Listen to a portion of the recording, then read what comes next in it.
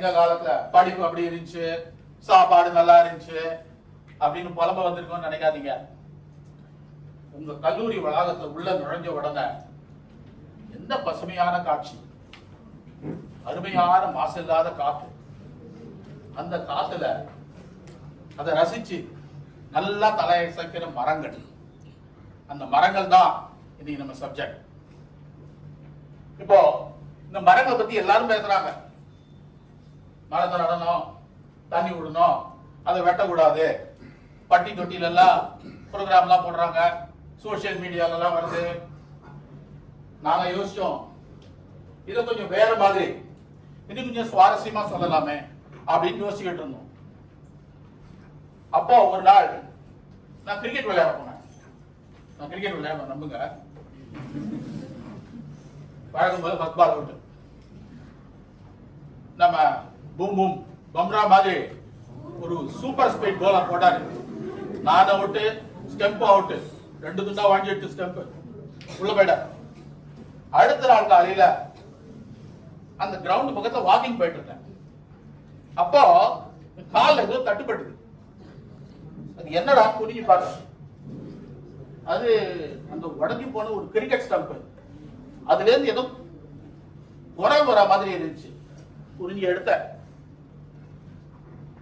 இது என்னடா அது, நம்ம வாட்ஸ்அப்ல தான் எல்லாம் யூஸ் பண்ணி இந்த மாதிரி பேசுற மாதிரி எல்லாம் செய்வாங்க. இது நிஜமாவே இந்த ஸ்டம்ப் பேசுற மாதிரி ஏதோ குரல் வருது அப்படின்னு சொல்லி காதல வச்சு கேட்டேன். அது என்ன பேசிட்டுன்னு தெரியணுமா அவங்களுக்குலாம்? அது பிளாஷ்பேக்ல பாருங்க. ஏய் ஏன்பா, நீ தான் சரியா ஆடாம என்னை இப்படி உடஞ்சி போக வச்சுட்ட. ஏய், நீ உடஞ்சி போன கிரிக்கெட் ஸ்டம்ப் நீ பேசுறியா? ஆமா, என்ன வேணும் உனக்கு இப்போ? அதெல்லாம் ஒரு பங்கு இருக்கட்டும். இப்போ நான் கேட்கிற கேள்விக்கு ஒழுங்கா பதில சொல்லு. ஏய், நீ என்ன மிரட்ட வேற மிரட்டியா? நீ மாயாவி மாதிரி பேசுற. இதுல மிரட்டல் வேற உனக்கு. சரி சரி சொல்லு, என்ன வேணும் சொல்லு. உன்னோட கையில அவ்வளோ பெரிய பேட் வச்சுக்கிட்டு பால என் மேல படாம தடுக்க தெரியல உனக்கு. வாய் மட்டும் வந்தவாசி வரைக்கும் கிழியுது. இப்ப பாரு, நான் இப்படி உடஞ்சி குப்பையில கிடக்கிறேன். நீ எல்லாம் எதுக்குப்பா கிரிக்கெட் விளையாட வர? இந்த பாருப்பா, இதெல்லாம் கொஞ்சம் பப்ளிக்கா சத்தம் போட்டு பேசி என் மானத்தை வாங்காதப்பா. உனக்கு என்ன வேணும் அத சொல்லுப்பா. அப்படி கேள்வி சொல்றேன். என்ன பாரு, என்னைய ஒரு மரத்துல இருந்து தானே செஞ்சாங்க. மரத்துல இருந்து யூஸ்ஃபுல்லா பொருளா மாறி உங்களுக்காக ஜனங்களுக்காக நாங்க எவ்வளவு பிரிவில் எடுக்கிறோம். கரெக்ட் தான் நீ சொல்றது. நீ ரொம்ப ரொம்ப கரெக்டா பேசுற. சரியா, இப்ப நான் என்ன பண்ணணும்? ஆனா நாங்க ஒன்றும் ஜடம் இல்ல.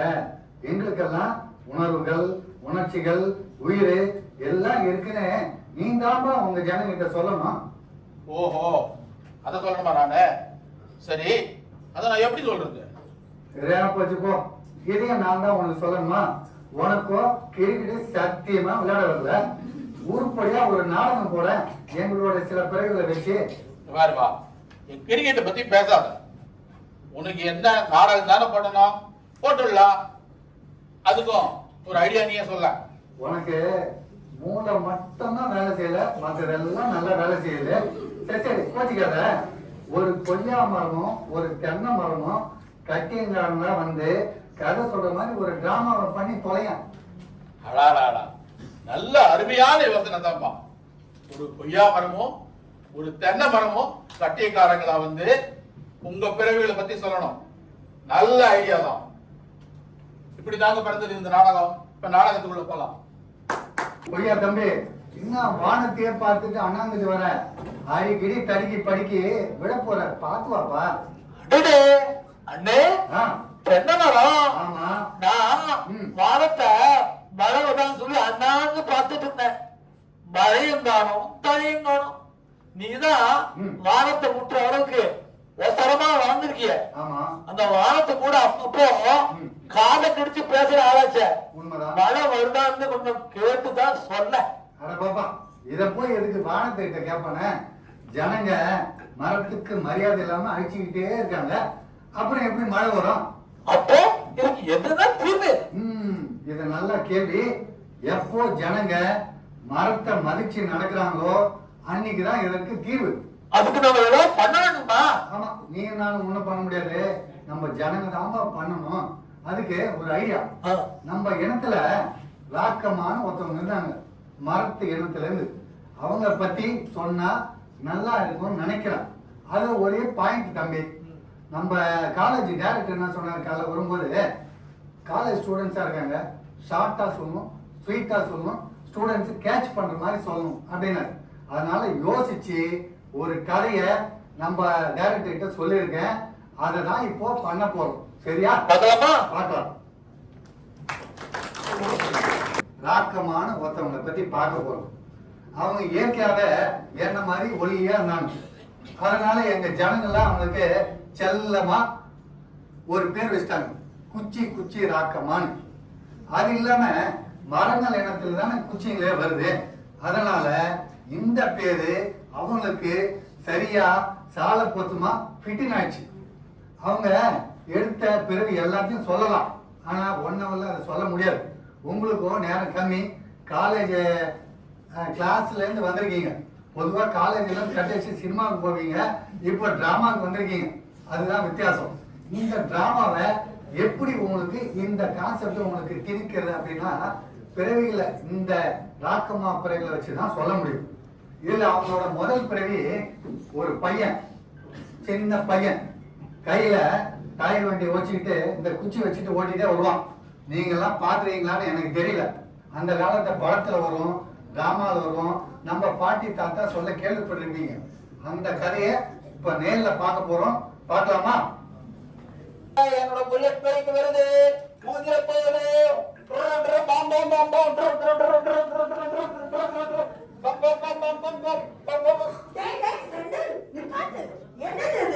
இப்பதான் இங்கெல்லாம் பெருக்கி தொடச்சிருக்கேன். ரோட்ல ஓட்டுறது பார்த்தாங்க இங்கட்டுமா? ஆர்கிட்ட போய் சொல்லுவேன் இவனுடைய சேட்டையை. செந்தில் ஆண்டவன் தான் இவனுக்கு புத்தி சொல்லணும். ரோட்ல ஓட்டவே முடியலமா. ரோடெல்லாம் மேடு பள்ளமா இருக்கு. அதுல இந்த போலீஸ்கார் வேற அங்க பிடிக்கிறாருமா. அடியாத்தி, இந்த தேஞ்சு போன டயரை ஓட்டுறதுக்காக ஒண்ணு போலீஸ் தானாக்காரர் பிடிக்கிறாரு. ஆர்கிட்ட சொல்றேன். நான் என்னோட புல்லட் பைக்ல வேகமா வர்றேன், நீ ஹெல்மெட் போடணும், வேகமா வந்தா ஹெல்மெட் போடணும் அப்படின்னு சொல்லி மிரட்டுறாருமா. அப்படியா சொல்றாரு? இந்த லைசென்ஸ் காட்டுன்னு கூட சொல்லுவாரு போல இருக்கு. நாளைக்கு இது மாதிரி வேகமா விட்டுட்டு வந்தா லைசன்ஸ் கேட்பேன், அவனுக்கு ஃபைன் போடுவேன் அப்படின்னு மிரட்டுறாருமா. எப்படி கஷ்டம் கொடுக்கறாரு என் பிள்ளைக்கு. சரி தம்பி, நேரமாச்சு, படுத்துக்கு தூங்க. அப்போத்துல இருந்து விளையாடிட்டு இருக்க. ஆமா, வீட்டு பாடம் ஒண்ணும் படிக்கல, எழுதல. எனக்கு வீட்டு பாடமே நீங்க இதுதான்மா. என் ஆசை மவனே, நீங்க ஆறு பிள்ளைதான். சரி, போய் கை காலை கழுவிட்டு வா, படுக்க. வண்டிய ஸ்டாண்ட் போட்டு வரோம்மா. சரி சரி, என்ன கற்பனை பார்த்தீங்களா இவருக்கு? அந்த மணிக்காய் பார்த்தா எடுத்துட்டு போடுவோம்.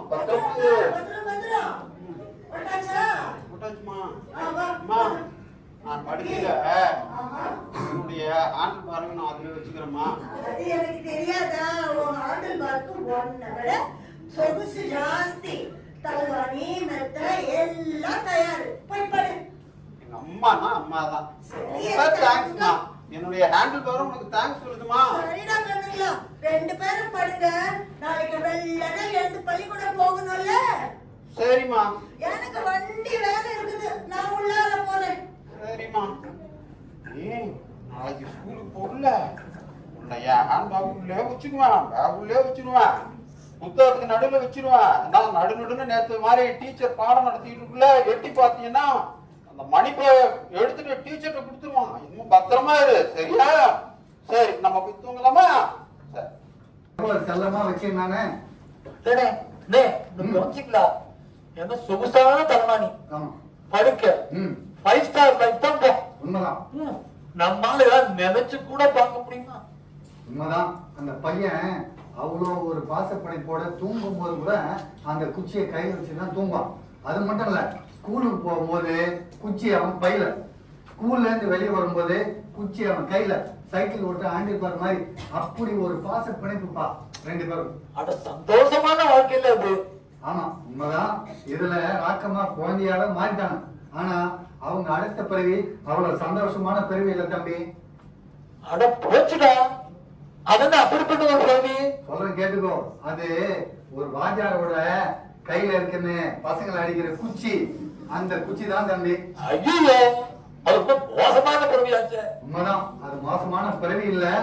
அது மட்டும் இல்ல, பழமொழி ஒண்ணு கேள்விப்பட்டிருக்கியா? அடி உதவுற மாதிரி அண்ணன் தம்பி உதவ மாட்டான் அப்படின்னு. அது இந்த கதை வச்சுதான் போல தம்பி. ஓ, அது பாப்போமா? பார்த்தேன். இன்னைக்கு இந்த பேரனுக்கு சரியான வேலை கொடுக்கணும். வணக்கம் வணக்கம் வணக்கம். என்னடா செந்தில் மணி 2 பேரும் ஆடி பீடின கள்ளம் மாதிரி முடிச்சிட்டு இருக்கீங்க. என்ன விசேஷம்? விசேஷம்லாம் ஒண்ணும் இல்ல டீச்சர். வழக்கம் போலதான் டீச்சர். வழக்கம் போலவா? அண்ணா என்னடா வீட்டு பாடம் செய்யலையா? அவன் வீட்டு பாடம் செய்யல டீச்சர். அப்ப நீ? அவனும் செய்யல டீச்சர். மொத்தம் 2 பேரும் செய்யல. ஏண்டா செய்யல வீட்டு பாடம்? டீச்சர், நீங்க பாரதியார ரொம்ப புகழ்ந்து பேசுவீங்க டீச்சர். எப்ப பார்த்தாலும் பாரதியார் பாரதியார்னு சொல்லிட்டே இருக்கீங்க டீச்சர். அதனால பாரதியார் சொன்ன மாதிரி நான் செஞ்சுட்டேன் டீச்சர். அப்படியா? ரொம்ப சந்தோஷம். Very good very good very good. என்னடா கண்ணா அப்படி பண்ணின? பாரதியார் சொன்னார்ல டீச்சர், மாலை முழுவதும் விளையாட்டுன்னு. அதனால சாயந்தரம் ஃபுல்லா விளையாடிட்டேன் டீச்சர். அப்ப காலை முழுதும் படிப்புன்னாரு. அது என்னடா பண்ண? காலையில நான் வீட்டு பாடம் எழுத விடல டீச்சர். இவன் தான் டீச்சர் போய் சொல்றான். நான் வீட்டு பாடம் பண்றவனையும் வேணாம் விளையாட போதான்னு இழுத்துன்னு போயிட்டு இப்ப என்ன சொல்றான் அவன்? அட பாவி, நான் இந்த மாதிரி பொய் சொல்றேன். போய் சொல்றேன். ஆக மொத்தம் 2 பேரும் வீட்டு பாடம் செய்யாம நாடகம் ஆடிச்சு இங்க வந்து தவிர்த்த வேலை பண்ணிட்டு இருக்கிறீங்க. அதுலயும் இந்த மணிப்பைய இருக்கானே, அவன் என்ன பண்ணான் தெரியுமா? நேற்றுக்கு தென்னை மரத்தை பத்தி ஒரு கட்டுரை எழுத சொன்னேன். இவன் என்ன பண்ணான் தெரியுமா? அழகா தென்னை மரம் எழுதிட்டு ஒரு பசுமாட்டை 4 பக்கம் வர்ணிச்சுட்டு கடைசியில அந்த பசுமாட்டை இந்த தென்னை மரத்துல கட்டுவாங்கன்னு சொல்லிட்டு முடிச்சிருக்கான். யாரா அவனுக்கு இந்த ஐடியா எல்லாம் கொடுத்தது? டீச்சர், அந்த வடிவேலு தான் டீச்சர் சொல்லி கொடுத்தான். வடிவேலுவா? அவன் என்ன சொன்னா, டேய் நீ வந்து பசுமாட்டை பத்தி படிச்சிருக்க, டீச்சர் தென்னை மரத்தை பத்தி கேட்க போறாங்க. இப்ப நீ என்ன பண்ணு, தென்னை மரம்னு ஆரம்பிச்சுட்டு ரெட்ல இல்ல அண்டர்லைன் பண்ணிருக்கானா, அப்புறம் பசுமாட்டை பத்தி நீ என்ன வேணுமோ எழுந்து பக்கம் பக்கமா விளாசி தள்ளு. கடைசியில இப்ப கொண்ட அந்த பசுமாட்டை இந்த தென்னை மரத்துல கட்டினா அப்படின்னு சொல்லி தென்னை மரத்தை திருப்பி அண்டர்லைன் பண்ணிட்டு அப்ப என்ன பண்ணுவாங்க? டீச்சர் முதல்ல பாப்பாங்க லெட்டரைய, தென்னை மரம்னு ஒரு டீக்கு. அப்புறம் அப்படியே அடுத்த கடைசியா வருவாங்க, அங்க தென்னை மரம் இருக்கு, அது ஒரு டீக்கு போட்டு உனக்கு ஃபுல்லா 10க்கு 10 கொடுப்பான்னு சொன்னாங்க. அது மட்டும் சொல்லல, நம்ம டீச்சர் இருக்காங்க, அவங்க எந்த கட்டுரையும் ஃபுல்லா படிக்க மாட்டாங்க. முதல் லைனே கடைசி லைன் மார்க் போட்டுருவாங்க. அப்படியா சொன்னா? அந்த வடிவேலு உனக்கு சொந்த புத்தியும் கிடையாது, சுய புத்தியும் கிடையாது. எங்கடா அந்த வடிவேலு?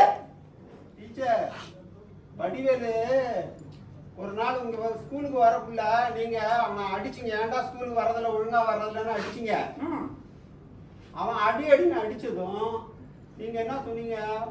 அவனை அடிச்சு காமிச்சீங்க. அப்ப நீங்க என்ன சொன்னீங்க? பாரு, அந்த வடிவேலு எவ்வளவு அடி வாங்கினாலும் தாங்குறான், நீங்கெல்லாம் வேஸ்டா, ஒரு அடி தாங்கறது தாங்க மாட்டேங்கிறீங்க அப்படின்னு சொல்லி அடிச்சு காமிச்சீங்களா? அன்னைக்கு ஓனவன் தான் டீச்சர், இன்னைக்கு வரைக்கும் ஸ்கூலுக்கே வரல டீச்சர். இருக்கட்டும், அவன் வடிவேலு எங்க வராம போயிடும், வந்தா அவனை கவனிச்சுக்கிறேன். அதுக்கப்புறம் டேய் மணி, நீ இந்த 4 பக்கம் எழுதினத பார்த்த உடனே போனா போறது உனக்கு 4 மார்க் போடலாம்னு நினைச்சேன்டா. ஆனா இப்ப நீ இந்த பண்ணின தவிர்த்த வேலைக்கு அது என்ன டீச்சர் என்ன சொல்ற? டீச்சர் படிக்க மாட்டாங்க சொன்னேன்ல. உனக்கு எவ்வளவு மார்க் தெரியுமா? 0 மார்க் தாண்டா உனக்கு. டீச்சர், என்ன நீங்க 0 மார்க் போட்டாலும் அவன் கவலையே பட மாட்டான் டீச்சர். ஏண்டா டீச்சர், அவன் சைக்கிளுக்கு முன்னால 1 போட்டு 10க்கு 10ன்னு சொல்லிட்டு அவங்க அப்பாட்ட கொஞ்சம் காமிச்சு நல்ல பேர் வாங்கிட்டு உங்கள்கிட்ட திருப்பி பேப்பர் கொடுக்கக்குள்ள மறுபடியும் அந்த ஒன்னை அழிச்சிட்டு நாங்க உங்கள்கிட்ட குடுத்துவான் டீச்சர். ஆக மொத்தம் இந்த பேப்பர் கவிதை கிடையாது, தமிழக வேலை உங்க 2 பேருக்கும் அடியாள மாட்டு படியாதுடா. கையை நீட்டா, கையை நீட்டாதீங்க. ஃபர்ஸ்ட் நீ முதல்ல நீட்டு. அடிக்காதீங்க டீச்சர், அடிக்காதுங்க. ஏன்டா அடிக்காதீங்க?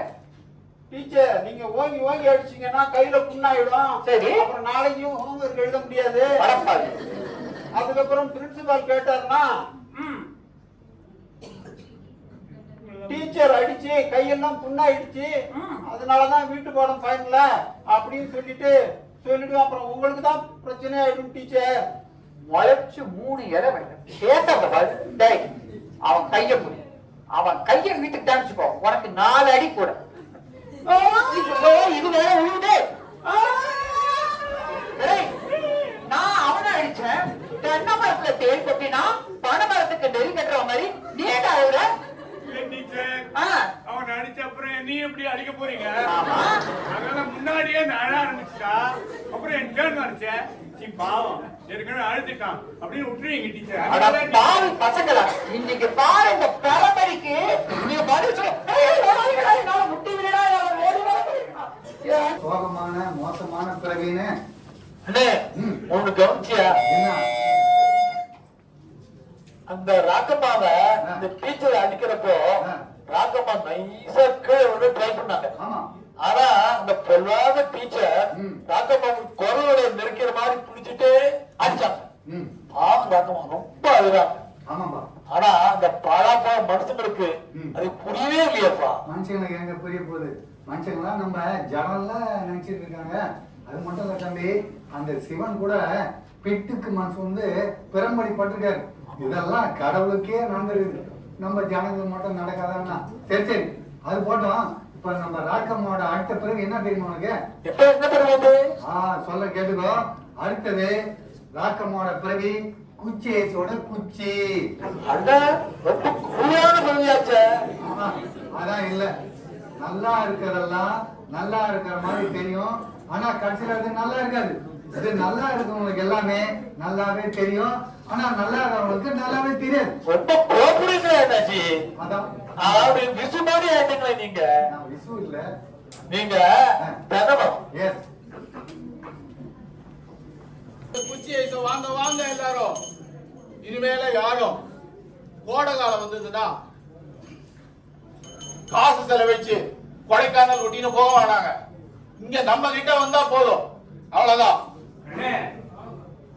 அந்த கொடைக்கானல் ஊட்டி எல்லாம் இந்த பெட்டியில போட்டு எடுத்து வந்துட்டீங்களா?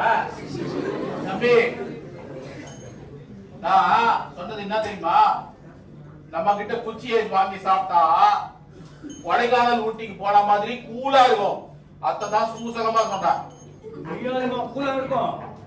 உன் பேர் என்னப்பா? மணி. உனக்கு கவுண்டமணி பேர் வச்சிருக்கணும். குசும்ப பத்தியா? ஏயா குச்சி வைஸ் கூலா இல்லாம ஹாட்டாவா இருக்கும்? அது இல்லங்க, அந்த அடிக்கிற வெயில்ல இந்த குச்சி ஐஸ் உருகி குச்சி வேற ஐஸ் வேற தனியா வந்துருக்காக சொன்னேன். நீ சொல்லுவ இந்த மாதிரி இந்த மாதிரி பேச்செல்லாம் கிட்ட வச்சுக்காத. உனக்கு குச்சி ஐஸ் வேணும்னா காசை கொடுத்து வாங்கிட்டு போ. ஆமா அண்ணன், நீங்க எப்படிப்பட்ட ஆளு? கையில காசு வாயில தோசைன்ற மாதிரியான ஆளு. முட்டு கொடுக்காத குடுப்பீங்களா? ஆமா, இந்த குச்சி ஐஸ் என்ன விலை? அப்படி கேளு. ஒரு குச்சி ஐஸ் 30 காசு. பிஸ்கு 30 பைசா. நல்லா ஆசையா இருக்க. நீ என்ன பாதாம் பிஸ்தாலாம் போட்டு அரைச்ச ஐஸ்கிரீம் பண்ணிருக்க? இது வெறும் தண்ணி பாலை ஊற்றி அதை கெட்டியா ஐஸ் மாதிரி பண்ணி அதை குறுக்கி குச்சியில வச்சு அதை குச்சி ஐஸ் கொடுக்குற. இதுக்கு 30 பைசா எவன் கொடுப்பான்? தம்பி, என்ன நினைச்சுக்கிட்டு இருக்கிற நீ? இப்ப நீ குச்சி ஐஸ் வாங்கினா அது கையில போட்டு நக்கியா சாப்பிட போற. என்ன சாப்பிடுற? இந்த மாதிரி ஒரு குச்சி வச்சுக்கிட்டு ஸ்டைலா சாப்பிடுவல. இந்த குச்சி காசை எவன் கொடுப்பான்? உனக்கு தெரியுமா? இப்ப குச்சி விலையெல்லாம் ஏறி போச்சு. இந்த குச்சி ஐஸ் விலையில பாதி விலை குச்சி தான். ஓஹோ, அப்படின்னா எனக்கு ஒரு ஐடியா.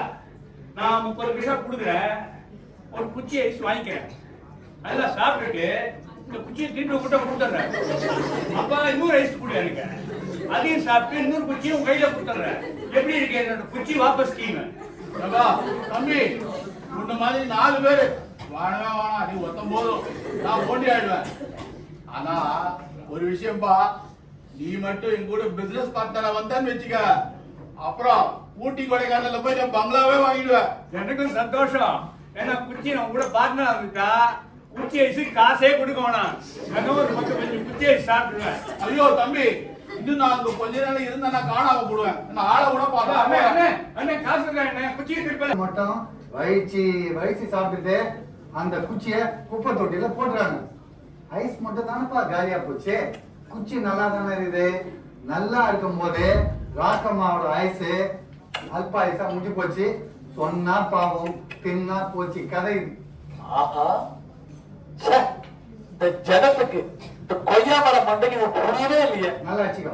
அது ரொம்ப வருத்தமான விஷயம் தான். ம். அது சரி, ம். அந்த அடுத்த பிரியாவும் நல்லா அமைஞ்சுதா, முடிச்சுதா? என்னப்பா இப்படி கேட்டுட்ட? நம்ம ராக்கம்மாவோட அடுத்த பிறகுதான் ராக்கம்மாவுக்கு ரொம்ப பிடிச்ச பிறவி. ஆ. கடவுள் கிட்ட அவங்க ப்ரே பண்ணிட்டாங்க. என்னன்னா அடுத்த பிறவின்னு ஒண்ணு எடுத்தா இந்த மாதிரி பிறவிதான் எடுக்கணும் அப்படின்னு வேண்டிக்கிட்டாங்க. கனவுலும் அதுக்கு ஒத்துக்கிட்டு இப்பெல்லாம் பிறவி அந்த மாதிரி தான் எடுக்கிறாங்க ராக்கம்மா. ஓ, அந்த பிறவி பார்க்கலாமா? பார்க்கலாம். அதுக்கு முன்னாடி என்ன பிறவின்னு கேட்க மாட்டியா நீ? என்ன பிறவி சொல்லு. அப்படி கேட்டாதான் நான் சொல்ல முடியும். அடுத்த பிறவி பொன்னம்மா பாட்டியோட கையில இருக்கிற வாக்கிங் ஸ்டிக். இது ஏன் ராக்கம்மாவுக்கு ரொம்ப பிடிச்ச பிறவின்னு கதையை பார்த்தா உனக்கும் தெரியும், மத்தவங்களுக்கும் புரியும் தம்பி. பார்க்கலாமா? பார்ப்போம். நடக்க முடியலடா. இந்த வயசாயிட்டு இந்த 2 காலம் வேலை பண்ணி ஓய்ச்சி போய் முடியலடா தெய்வமே. இந்த வயசான காலத்துல இந்த 2 முட்டையும் தான் தேய்ச்சி போய் முடமா மாதிரி கிடக்கன்னா இந்த இடுப்பு வேற தனியா வலிக்குது. நான் என்னத்த செய்வேன், என்ன வேலை செய்வேன் புரியலையே சாமி. பாட்டி ரொம்ப புலம்பிக்கிட்டே இருக்கீங்க. அடடே, காலெல்லாம் இடுப்பெல்லாம் வலிக்குதா? பக்கத்து வீட்டு செந்திலா? ஆமா பாட்டி.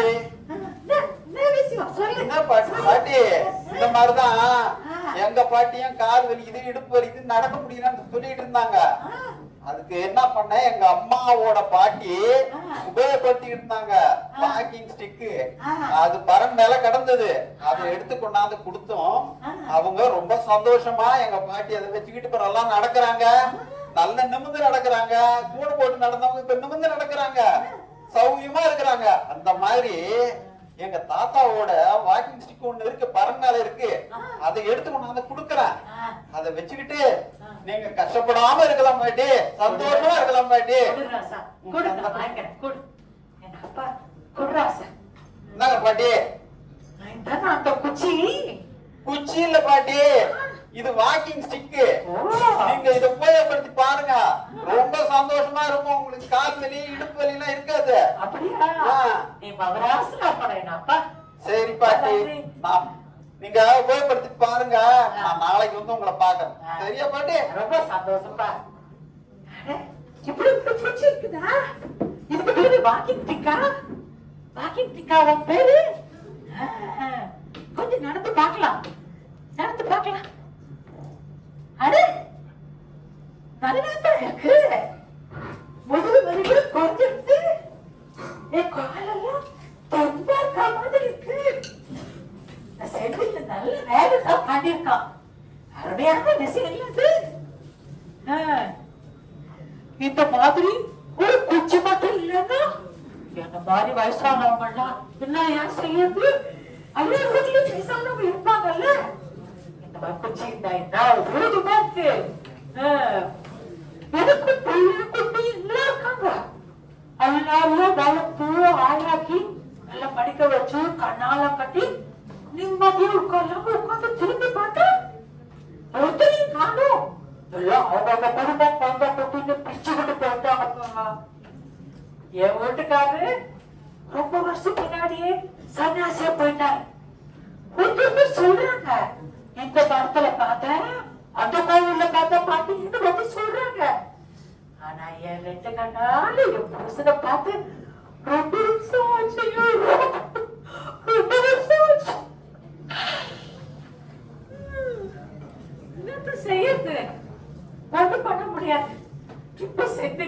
பூச்சியை பார்த்து கொடுத்துருக்கான்ல, இது நல்லா இருக்கையா. இல்லாட்டி என்ன மாதிரி வயசானவங்களும் ஒரே இடத்துல உட்காந்துருக்கணும், ஒரு வேலை செய்ய முடியாது, ஒவ்வொன்றுக்கும் நோட்டு இதுல பார்க்கணும்.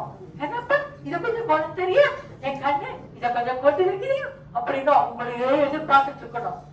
இப்போ நல்லா இருக்கையா, கொஞ்சம் நடக்கிறேன், குறைஞ்சு போச்சுன்னா இது சந்தோஷமா இருக்கு. காலு கூட நல்லா இருக்கையா, நல்லா தான் இருக்கு. அப்புறம் என் கூட பேசுறதுக்கு யாருக்கும் நேரம் இல்ல, எல்லாம் சின்ன வயசு பையங்க ஓடிக்கிட்டே இருக்காங்க, அவங்களுக்கு 1000 வேலை இருக்கு. ஆனா நீ என்ன விட்டு போகமாட்டல்ல, என் கூட இருப்பல்ல, ஏன்னா உனக்கு வேற வேலை கிடையாது. நீ நானும் தான் ஜோடி, உனக்கு நான் ஜோடி, எனக்கு நீ ஜோடி. நல்ல விஷயம், நல்ல விஷயம் நீ வந்தது என் வாழ்க்கையில. அப்புறம் வேற விஷயம், உன்னை விட்டு போக என் பிள்ளைங்களை, பேர பிள்ளைங்களை, என் புருஷனை, இவங்களெல்லாம் பத்தி ரோசனை பண்ணி பண்ணி பண்ணி ராவெல்லாம் தூக்கமே வரதில்லை, முடிச்சுக்கிட்டே கிடப்பேன். உன்னை நான் பக்கத்துல வச்சு நல்லா தட்டி அன்பா என் ராசா அப்படின்னு புத்தகம் கொடுத்து உன்னை தூக்க பண்ணுவேன்ல. ஏன்னா நீ நல்லா தூங்கணும், சொல்லிட்டேன், நல்லா தூங்கணும். அப்பதான் காலையில எழுந்து நல்ல பலமா இருப்ப, தெம்பா இருப்ப. என்ன கூட்டிட்டு காலையில வாக்கிங் நீ கூட்டிட்டு போவ. ஆமா. அப்புறம் உன்னாட்ட ஒரு விஷயம் சொல்ல போறேன் பாட்டி, நல்லா கேட்டு வச்சுக்கோ, இங்க போட்டு வச்சுக்கோ. இன்னும் கொஞ்ச நாள் ஆயிட்டு வயசான அப்புறமா நான் சாமி கிட்ட போயிடுவேன். உடனே என்ன செய்வாங்க, அதோ அந்த பரண் இருக்கு பாரு, பரண், இந்த பழைய சாமான் எல்லாம் போடுவாங்களே, தூசி துப்புமா கிடக்குமே, அங்க தூக்கி ஒன்ன மிஷின் கணக்கிடுவாங்க. அப்புறம் உன்னால 1000 ரூபாய் பிரயோஜனம். என்ற மாதிரி கிழவி கிழவெல்லாம் எத்தனை பேர் இருக்காங்க. நீ என்ன பண்ணு, நான் சாவு வரும்போது ரகசியமா உன்னாட்ட சொல்றேன், நீ எங்கிட்ட இருந்து எப்படி நாச்சும் தப்பிச்சுக்கிட்டு போய் ஒரு கிழவனோ ஒரு கிழவியோ யார்கிட்ட கைக்கு போய் சேர்த்து அவங்களுக்கு ஒத்தையாசையா இருந்து அவங்க நடக்க கொள்ள காலுக்கு காலா பேச்சு துணையா எல்லாமா பாக்கிட்டு நீதான் இருந்து அவங்களுக்கு ஒத்தாசை செய்யணும். செய்வியா செய்வியா? நீ செய்வ, நீ நல்லா செய்வையா, எனக்கு தெரியவையா, நீ நல்லவையா, ரொம்ப நல்லவையா, நீ செய்வையா? சரி வா, இப்போ போடுவோம், நம்ம கொஞ்சம் வாக்கிங் போலாமா? வாக்கிங் நீ என்ன கூட்டிட்டு போறியா, நான் உன்ன கூட்டிட்டு போறேன்? எனக்கு தெரியுமே சாமி, என்ன விட்டு மட்டும் போயிடாதா? போலாமா? போலாமா?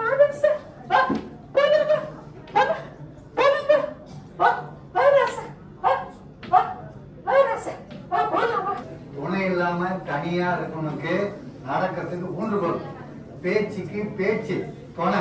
இப்ப புரியுதா நம்ம ராக்கம்மாக்கு இது ஏன் ரொம்ப பிடிச்ச பிறவின்னு? ஆஹா வந்துருச்சு, ஆசை வந்துருச்சு, ஏக்கம் பத்திக்குச்சு, ஏக்கம் பத்திக்குச்சு, அந்த வாக்கிங் ஸ்டிக்கா பொறுக்க ஏக்கம் பத்திக்குச்சு, ஆசை வந்துச்சு. உனக்கு ஆசை இருக்கலாம், பேராசையா இருக்குது. போற போக பார்த்தா அடுத்த டிராமாவில எந்திரம் படத்துல ரஜினி சிட்டி கேட்ட மாதிரி ஐஸ்வர்யா ஜோடியா கேப்ப போயிருக்கா. அதெல்லாம் நடக்காது. உனக்கு எனக்கு இருக்கிற ராசிக்கு அந்த டீச்சர் அம்மா கையில இருக்கிற அடிக்கிற குச்சியாதான் பார்ப்போம். ரொம்ப அழுக்காதுங்க, அதான் தப்பு.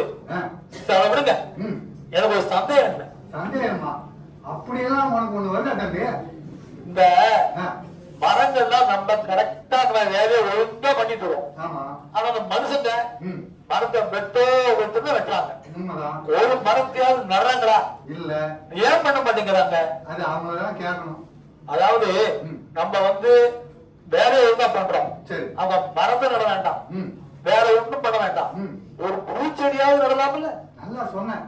சுஜாதா படத்துல கதையில வர மாதிரி ஜீனோ மாதிரி ஆர்டிபிஷியல் இன்டெலிஜென்ஸ் உனக்கு வேலை செய்வது பொழுது ஒரு பூச்செடி 2 ml ஆக்சிஜன் கேட்டாங்க. ஆமா ஆமா, நானும் கேள்விப்பட்டிருக்கேன். இப்போ இப்படியே போச்சுன்னா இவங்க தலைமுறையெல்லாம் பின்னாடி அவங்க மூக்குல ஒரு மாஸ்க், கையில ஒரு பை, புறத்தால ஒரு சிலிண்டர், அது அந்த ஆக்சிஜன் சிலிண்டர், அதை வைக்கக்கூடிய ஒரு மோசமான நிலைக்கு போயிடுவாங்க. நானும் சொல்லிட்டேன், நீங்க பார்க்க போற, பார்த்துக்கிட்டே இருக்கட்டும். தம்பி எனக்கு சந்தோஷமா இருக்கு தம்பி. இப்பதான் உன்னை என் தம்பின்னு சொல்ல ஏத்துக்கலாமான்னு பாக்குறேன். நல்லா யோசிக்கிறேன். எதிர்காலத்துல யங் ஜெனரேஷன் என்ன பண்ண போறீங்க? அமேசான்லயும் பிளிப்கார்ட்லயும் ஆர்டர் பண்ண போறீங்க. எதை? Oxygen cylinder. அதேதான். இத பண்ணிட்டு எக்ஸ்பெக்டட் டெலிவரி 60 டேஸ்னு வரப்போகுது. இதுக்கெல்லாம் தீர்வு என்னன்னா என்னன்னு கேட்க மாட்டியா? என்ன சொல்லு? அப்படி கேட்டாதானே நான் சொல்ல முடியும். எத்தனை வில்லுப்பாட்டு கதையெல்லாம் பார்த்துருக்கேன் உன் வயசுல. இதுல ஒண்ணும் இல்லைங்க, சிம்பிள். சென்ட்ரல் கவர்மெண்ட் ஒரு ஆர்டர் போட்டிருக்கு. சென்ட்ரல் கவர்மெண்ட் பில்டிங் கட்டும் போது சிபிடபிள்யூ இந்த மாதிரி உட் ஐட்டம் பேண்டு, உட்டுக்கு பதில் substitute, fibre reinforced door, polymer டோர்னு கொண்டுட்டாங்க. நம்ம ஸ்டேட் கவர்மெண்ட்டும் அதுக்கு கொஞ்சம் இறங்கி வந்து ஒரு மரத்தை யாராவது ஒருத்தர் வெட்டினா 1 லட்சம் ரூபாய் அபராதம்னு அரசாணை போட்டுருக்கு தம்பி. அது மட்டும் இல்ல, நம்ம டைரக்டர் எடுத்தோன்னு சொன்னார் இல்லையா, டெல்லியில உலகத்திலேயே மாசு மோசமா இருக்கிற இடம் நகரம் வந்து டெல்லி. 350 அளவுகோல் வேற வச்சிருக்காங்க. இதனால சின்ன பசங்க, உங்க மாதிரி ஸ்டூடெண்ட்ஸ், எங்க மாதிரி வயசானவங்க எல்லாருமே நுரையீரல் பாதிப்பு, உடம்புல ஃபுல்லா வியாதி, டாக்டருக்கு காசு, இதெல்லாம் கொடுத்துட்டு இருக்கோம். இதுக்கு ஒரு தீர்வு என்ன தெரியுமா தம்பி? என்னது? தீர்வு ஒண்ணும் இல்லைங்க. நீங்கெல்லாம் விவேக் சொன்னார் இல்லையா, 1 வருஷத்துக்கு 1 லட்சம் மறக்கன்னு நான் நட போறேன்னு அவர் சொல்லிட்டு போயிட்டு பாதியில அவரு அவ்வளவுதான் ஆயுசு. உங்களுக்கு இன்னும் யங் ஏஜ்னால நீங்கெல்லாம் தயவுசெய்து எங்க ரெக்வஸ்ட், ஆளுக்கு ஒரு மரத்தை 1 வருஷத்துக்கு நடந்து போதும். அதை வளர்த்து ஆளாக்கினா அமேசான், பிளிப்கார்ட் எதுவுமே தேவையில்லைங்க. உலகமே அமேசான் கார்டுலாம் மாதிரி இயற்கையா ஆக்சிஜன் எங்களுக்கு தரும், உங்களுக்கு நாங்க கொடுப்போம். ஆக இதுதான் நிரந்தர தீர்வு. இதை நீங்க உணர்ந்துக்கிட்டா அதுவே எங்களுக்கு போதுங்க. அது மட்டும் இல்லைங்க, எங்கன்னா எங்க ராக்குமா பிறவில நீங்க பார்க்கும்போது மானசீகமா மனசுல நினைச்சுக்கிட்டு ஒரு வணக்கம் சொல்லுங்க, அது போதுங்க. மரம் தானேன்னு உதாசீனம் பண்ணாதீங்க, மரத்தை வெட்டாதீங்க. ஆளுக்கு ஒரு தென்னங்கன்று, பனங்கன்று, ஏதோ ஒண்ணு, கொய்யா மரக்கன்று, பூச்செடி, ஏதோ உங்களால முடிஞ்சதை வளர்த்தீங்கன்னா நாடு மும்மாறி பொழியும். எல்லாம் அந்த கால வசனம் பழைய பாட்டுல கேட்டிருப்பீங்க. அதற்கு உங்களுடைய ஒத்துழைப்பு. ஏன்னா விவேகானந்தர் சொன்னார், ஒரு 100 பேரை இளைஞர்கள் கொடுங்க, உலகத்தையே நான் மாத்தி காட்டுறேன்னு. அது நீங்க தான். உங்ககிட்ட சொன்னாதான் அது எடுப்போம். 200 பேர் இருக்கீங்க.